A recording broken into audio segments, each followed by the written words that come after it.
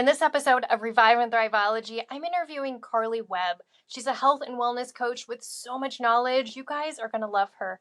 Keep listening. Welcome to Revive Thriveology. I help women transform their lives by harmonizing their living space through holistic home practices. I'm your host, Lisa Morton. Welcome back to Revive Thriveology. I'm your host, Lisa Morton, and today we have Carli Webb joining us. Carli is a health coach with a master's degree in nutrition and functional medicine, and she has so much knowledge. I can't wait for you to meet her. Carli, how are you doing?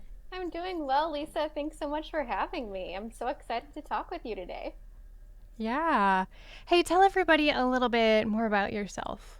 Yeah, so I am currently living a little south of Nashville, Tennessee. However, I was born and raised in Indiana, so that's how I know Lisa. We met in Indiana when I was living up there.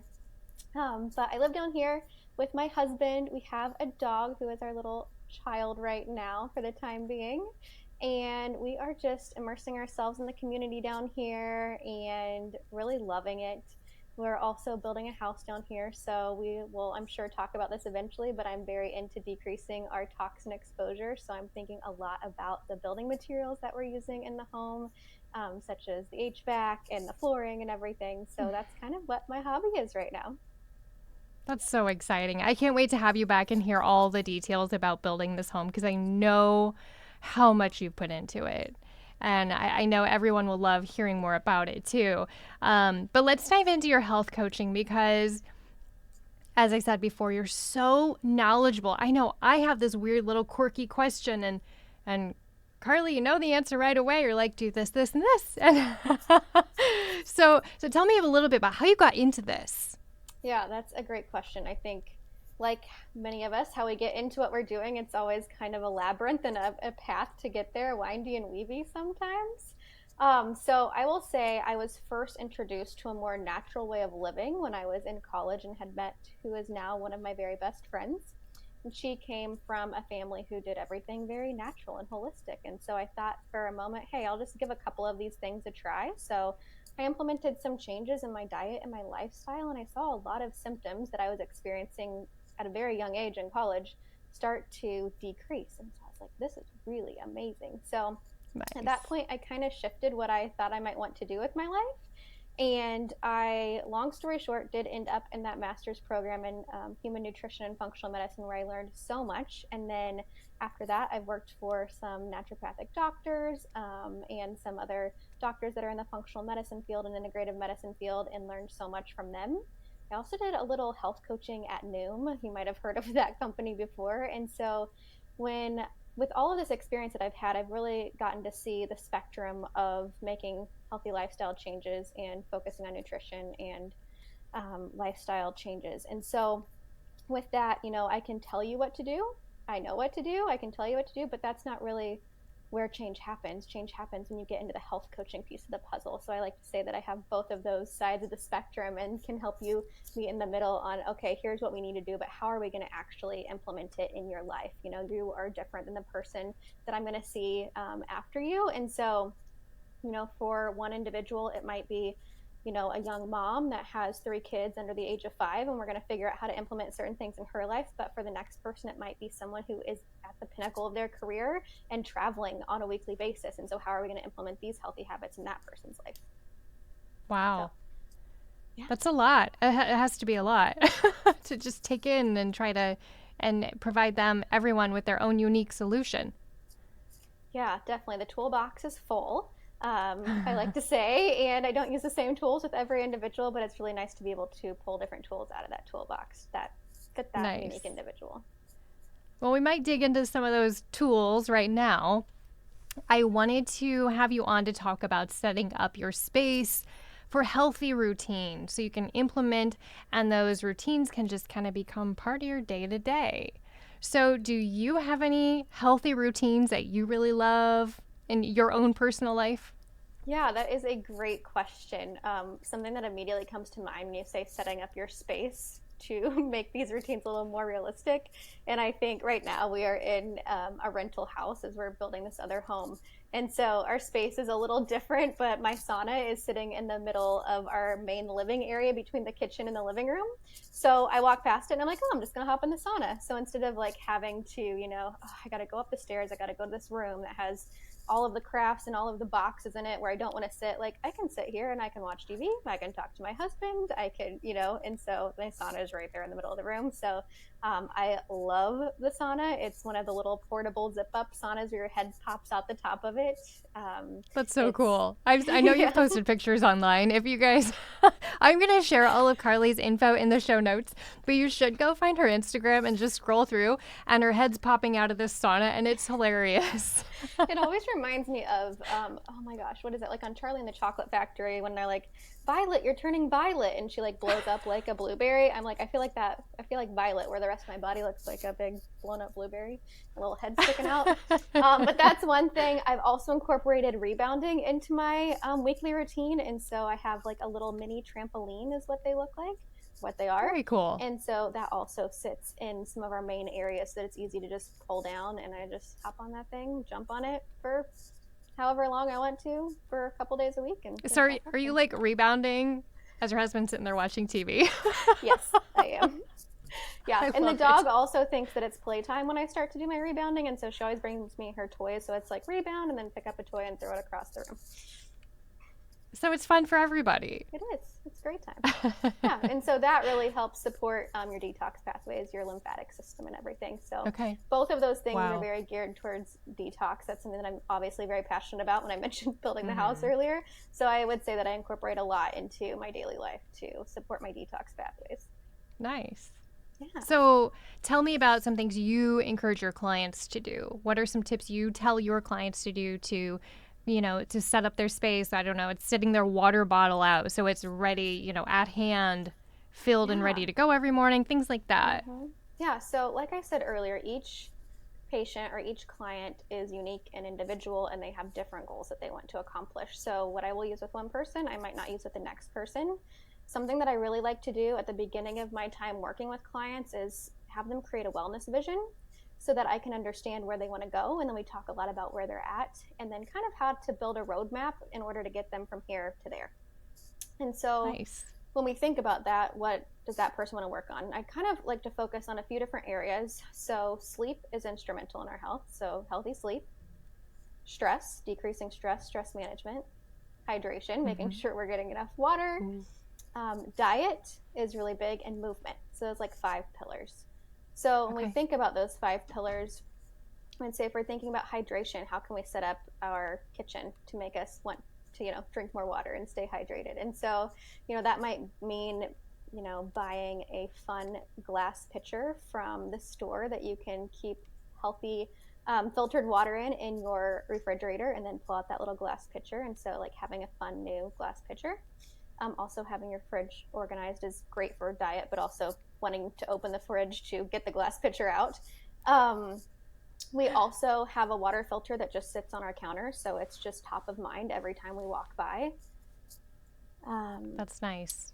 Yeah, and so we won't forever have the water filter that sits on top of our counter, because we'll put one underneath the sink, which is a little more like makes me feel better because my counter is not all loaded up with things. And but you know what I do? I put a carafe still on the counter. Like we have the fancy spigot for the filtered water, but I still put a carafe of water on the counter, and it just reminds me to keep drinking, I think. I walk past it a million times. Yeah.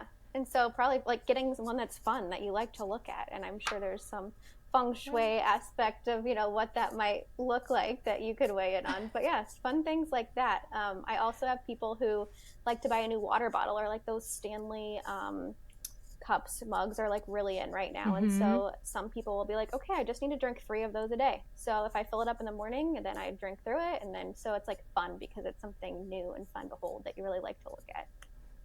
So I love that. So have you seen the funny joke online of people with the water bottle joke when they have like the 5-gallon water filter jug and like a No. straw, and they're carrying. It's a joke that they're carrying it around. Oh my gosh, that's really funny. But yeah, So like cute. you don't want to have to feel like that. So get something that's fun to carry around. Yeah, you know what? I started actually.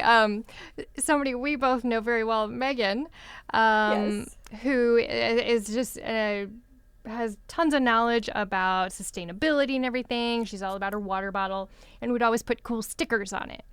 Yeah. And I'm like, one day I was like, this seems like a lot of fun. I want to do that. And so I started implementing stickers. So I'm like an 8-year-old girl with stickers all over my water bottle. And I go somewhere and I'm like, looking through the stickers. Yeah, But it just kind of makes it a little fun to pull it out. And yeah, I don't know. totally. Yeah, any way that you can, spice something up to make it a little more fun, then usually makes it more realistic to actually drink the water or do that. Yeah, it just brings it top of mind. Can we get into like fitness? Yeah. And talk about how you like or how you would recommend your clients, to set up routines in their home for fitness. Yeah, definitely. So when it comes to fitness, it's always unique. Are you excited to go work out? Is it a challenge to go work out? And so I actually had a client a couple weeks ago. We were talking about, okay, what's it going to take to get up and get to the gym? So we decide what part of the day it's most realistic for them to get to the gym, which is something to really think about. Okay, you want to get to the gym. What barriers am I experiencing in getting to the gym, and what's the best time to get there? So for her, it was like, evenings aren't realistic, but mornings are. I'm going to have to get up a little bit earlier, which is the challenge of getting out of bed a little bit earlier. Mm-hmm. So we talked about what can motivate her to get out of bed to go work out. So one thing that we did was we moved her alarm clock to the other side of the room so that she had to get out of bed to go turn off the alarm clock. So you have to get up, you got to move. Yeah. So that was one thing that we did. Another thing was setting out all of her workout clothes the night before so that she's ready to go. Everything from sports bra, underwear, tennis shoes, socks, That's great. Everything was set out. And then another thing that I like to suggest is purchasing a new outfit to go work out in. So I know sometimes people are like, oh, after I do X, Y, and Z, then I'll purchase myself something as a reward. I like to kind of reverse that sometimes and buy the outfit, buy the new pair of leggings, buy the new shorts so that you are excited to put them on to go work out in them. I love that. That's so great. Yeah. That's awesome. And then, go ahead. One other thing is just creating the path of least resistance. So like I said earlier, I have the rebounder in my main living area. It's not down in the basement where I don't want to go. So I'm sure creating your environment, maybe it's a room that you don't want to go to. So what can you do to spice up the room to make it so that you want to go to that room? Or do you move the weights into the living room so that you can do your weighted workout when you're watching TV or something? Mm-hmm. Because every time you walk by it, your subconscious is going to be like, oh, I didn't work out today. Or maybe I'll just grab the, dumbbells for 5 minutes and get a little something in. I personally love to do stuff in the evening. I'm not a big TV watcher. So I like to, I grab the foam roller and things like that in the evenings. And, it's kind of nice. You can, what do you call it? Habit stacking. Mm-hmm. I love habit stacking. Can you touch on that a little bit? Yeah, definitely. So habit stacking is when you have a habit that you're already used to or that you like to do. So maybe it's watching a certain Netflix episode that you love or a Netflix series. And now we're also talking about meal prepping. And so instead of having to go into the kitchen and meal prep and hate everything and not do it, turn on the Netflix series on your laptop, set it on the counter, and meal prep at the same time. So now you're meal prepping while you're already doing your old habit of sitting and watching Netflix so that you can accomplish more in a small amount of time, but also while enjoying yourself doing something else. Other habit stacking might be I'm taking a shower every night. And so what can I add to my shower routine? Maybe it's, dry brushing after I get out of the shower before I get in the shower. So now I'm kind of stacking those two habits together. So I'm keeping them consistent. You might already be doing this with brushing your teeth and flossing. So you can kind of think of that you're typically doing two things together. So linking something that you want to do with something that you're already doing. That's so great. Awesome. Yeah. Okay, now I want to get into you're so big with setting up goals and intentions, helping your clients set up these goals and intentions. So I'd love to touch on that, how you advise them to set up these goals or intentions, and how do you encourage them to go about reaching them? Just dive into that a little bit for us. Yeah. So, like I mentioned earlier, I suggest creating a wellness vision so you know where you want to go, if that's what you're into, right? So that you can make sure that these goals and intentions that you're setting are going to help propel you in that direction. So, it's kind of like a good anchor to have as you're working on your health and everything. Like, is this pushing me in the direction that I want to go? So, that would be number one. You don't have to do it if you're like, oh, I don't want to create the wellness vision. You don't have to. You can go straight into like, oh, I just want to drink more water. But I do suggest doing that because it helps you have that anchor. Yes. Can I ask a quick question? Yeah. Tell me about the wellness vision. Is that like writing things down? You know, I work with a lot of my clients. We do a actual vision board, cutouts of magazine images and things. Is it like that, or do you just have them come up with like 5 different things? Yeah, it's a great question. And I love the idea of like incorporating the vision board into it. You can kind of make it your own and make it what makes you excited about actually putting it together. So if it's using a vision board and pulling things that you love and creating a vision board, that's great. It's also good to think about writing it as you're in the present tense. So I am happy and feel strong in my body. I am utilizing my strength of determination to push forward when I experience X, Y, and Z challenge. I am leaning on these resources. So it's really talking about in the present tense, what are you feeling like? What's bringing you joy? What are your routines looking like? Maybe I have an organized fridge and it's stocked full of healthy meal options, right? Ooh, so that's you can good. get really as detailed as you want to get. I am regularly exercising on Monday, Wednesday, Friday, and feeling invigorized after my exercise. So things like that really paint a beautiful picture. So you can use words, you could use images, you could use a combination of both. I always like putting pen to paper or pencil to paper though, because I feel like it does something, right? It like makes it real. Right. It does. So that would be the wellness vision piece of that puzzle. Okay. Yeah. And then when we think about how to get to that wellness vision, you can break it down and you can create long-term goals. So what do we need to do long-term to get there? And then you can break those long-term goals into short-term goals. So maybe one of the long-term goals is to have your fridge fully stocked with healthy meals, and every meal is a really nutritiously dense meal.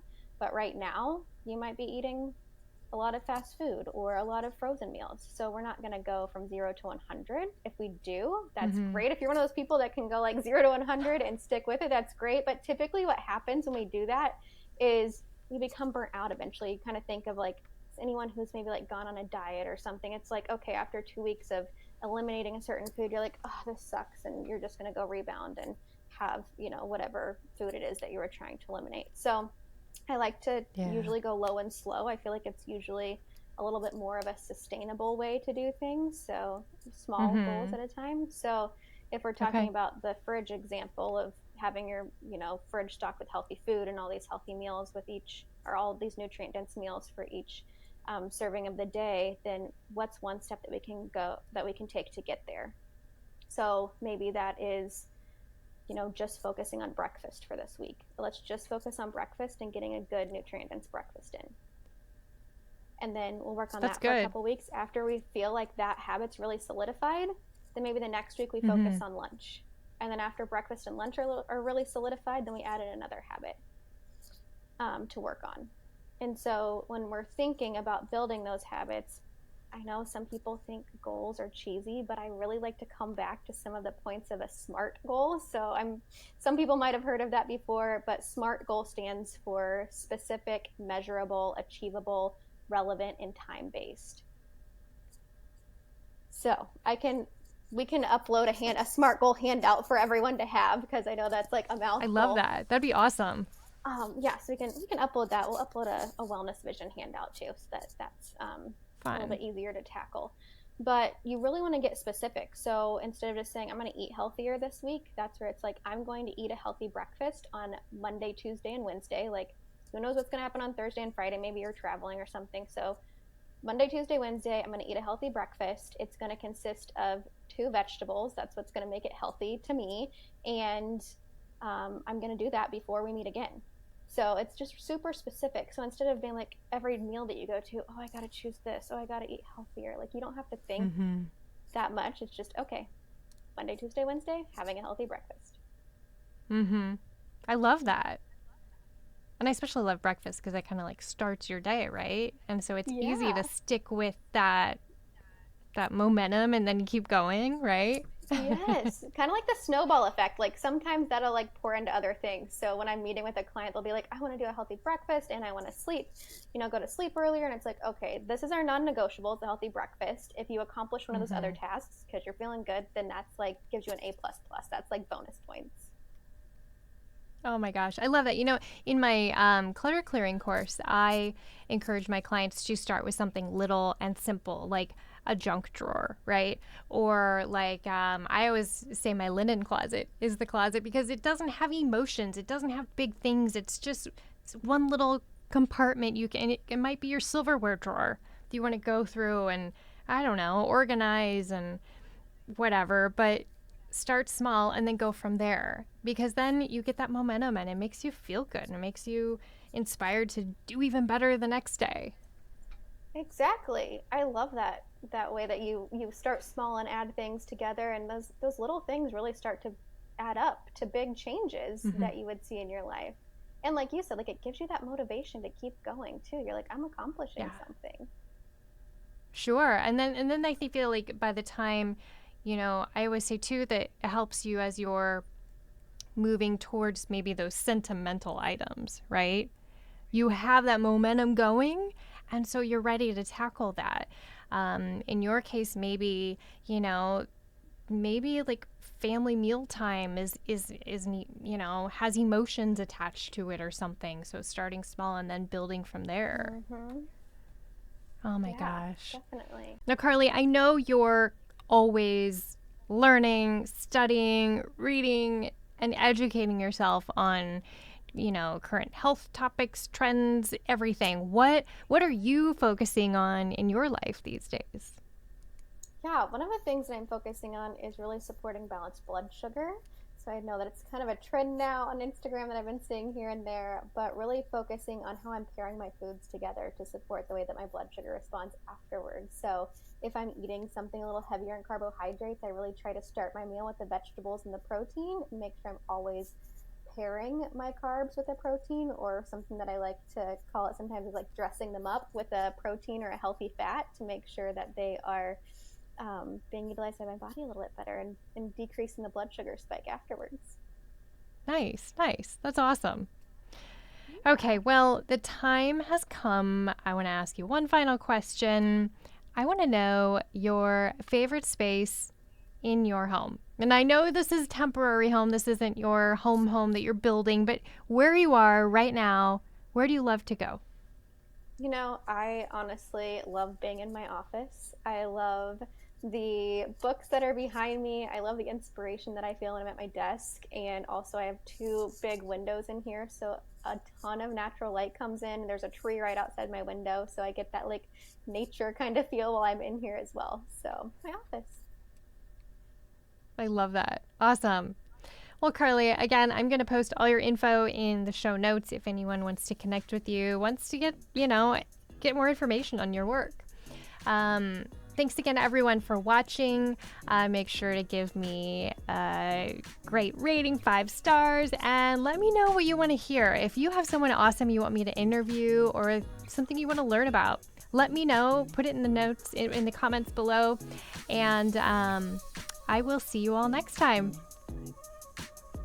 I'd like to thank our production company, Coraggio Media, the WELT 95.7 studios, and our sponsor, Good Sheet. For more information, follow the link in the show notes. Be sure to hit like, hit the subscribe button, and leave us a 5-star review. If you want to connect, find us on Facebook, and be sure to let me know what topics you'd like to hear about. Thank you so much for listening. See you next time.